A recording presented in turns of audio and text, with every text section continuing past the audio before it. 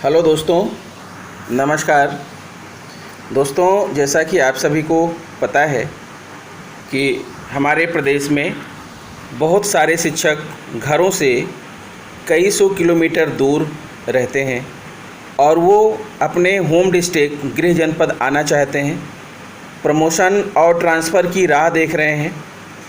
कई बार ऑनलाइन आवेदन भी लिए गए स्थानांतरण के लिए, लेकिन आपको मालूम है कि हमारे एसएसबी बेसिक शिक्षा मंत्री श्री सतीश चंद्र द्विवेदी जी ने पहले ही घोषित कर दिया था कि इस कोविड-19 के दौरान कोई भी ट्रांसफ़र नहीं होंगे।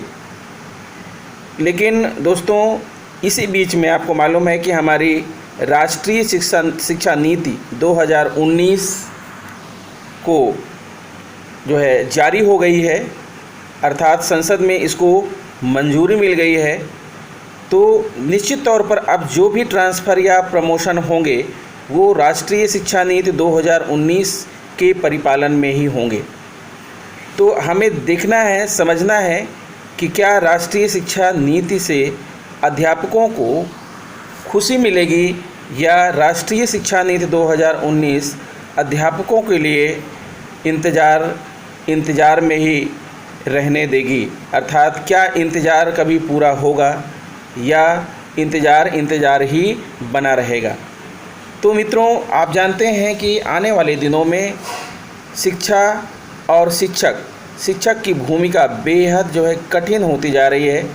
एक शिक्षक का रोल सीधे सीधे निभा पाना बड़ा ही मुश्किल होता जा रहा है, क्योंकि शिक्षा को टेक्निक पर जो है कस दिया जा रहा है।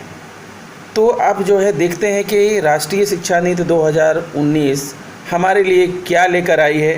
हमारे स्थानांतरण एवं पदोन्नति के विषय में इस नीति में क्या कहा गया है और कब होंगे स्थानांतरण या पदोन्नति। तो आइए मित्रों, हम अपनी वीडियो शुरू करते हैं और आपको कुछ मुख्य बातें इसके बारे में बताते हैं।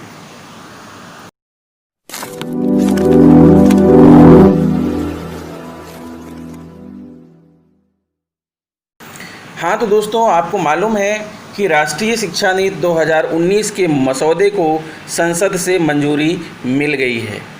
अब कुछ प्रमुख बिंदु हैं जो निकल कर के आ रहे हैं, आप इनको देख लीजिए। इन्हीं बिंदुओं में आपका प्रमोशन और आपका स्थानांतरण भी छिपा हुआ है।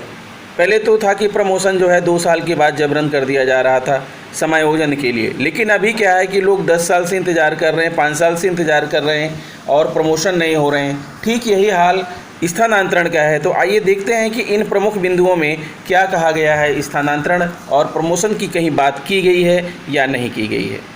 तो इस नीति से निकलने वाले जो प्रमुख बिंदु हैं उसमें पहला ये है कि दोपहर के भोजन के अतिरिक्त बच्चों को अब ब्रेकफास्ट भी मिलेगा। राष्ट्रीय शिक्षा नीति 2019 दोपहर के भोजन के अतिरिक्त बच्चों को अब ब्रेकफास्ट भी मिलेगा।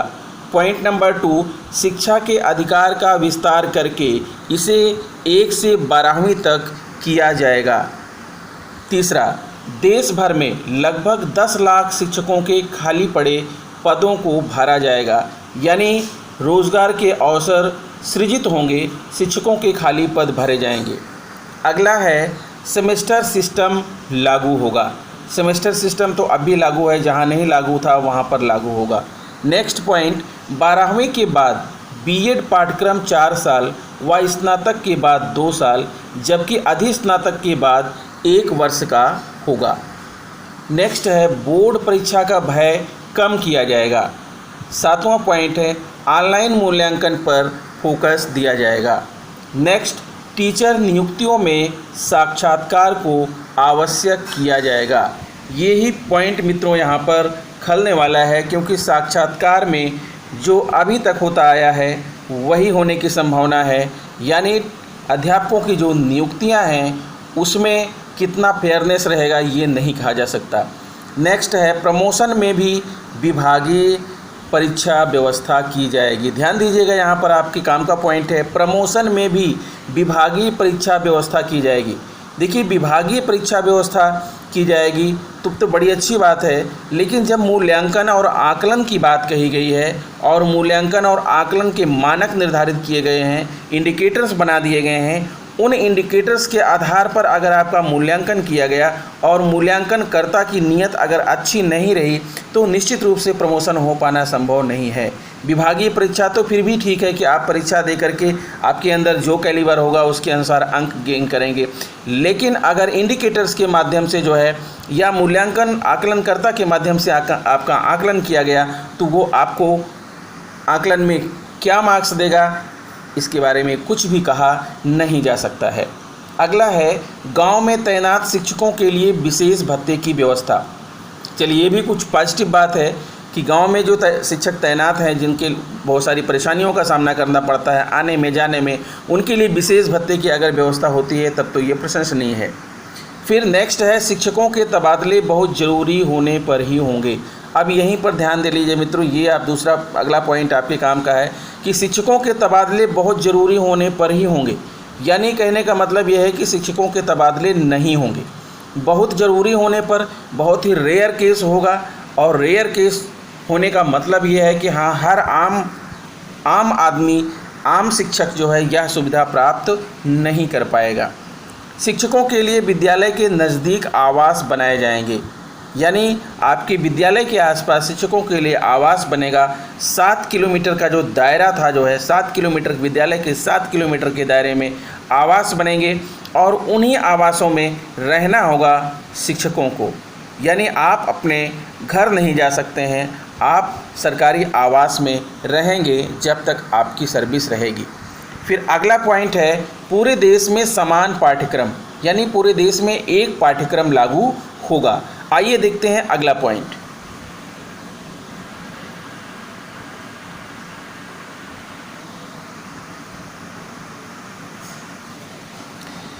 नेक्स्ट है 14वां पॉइंट है अध्यापकों के प्रशिक्षण पर जोर दिया जाएगा।